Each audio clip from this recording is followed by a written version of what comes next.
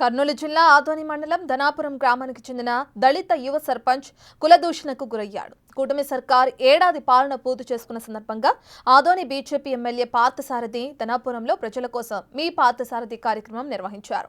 ఇందులో భాగంగా ధనాపురం సర్పంచ్ చంద్రశేఖర్ స్టేజ్ మీదకు వస్తుండగా కొంతమంది స్థానిక నేతలు కులం పేరుతో అడ్డుకున్నారు. దీంతో తీవ్ర ఆగ్రహానికి గురైన దళిత సంఘాలు ర్యాలీగా వెళ్లి సబ్ కలెక్టర్కు ఫిర్యాదు చేశారు. కులం పేరుతో వివక్ష చూపిన వారిపై చర్యలు తీసుకోవాల్సిందిగా కోరారు.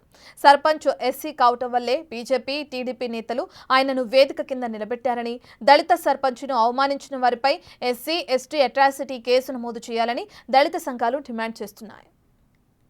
ఎమ్మెల్యే గారు ప్రథమ పౌరుడు దూరం ఉండకూడదు, ఇక్కడికి నా దగ్గరికి రండి అని పిలిచారు.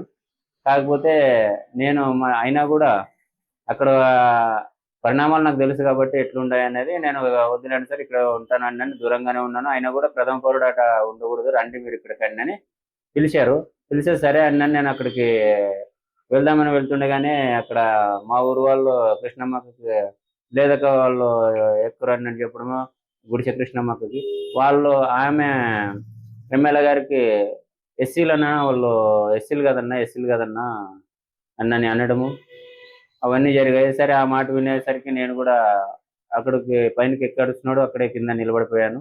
కాకపోతే అది నేను అక్కడ ఏమన్నా మాట్లాడితే మొత్తం గొడవ అవుతుందన్న విషయంతో నేను సంయమనం పాటించి సైలెంట్ అయిపోయాను.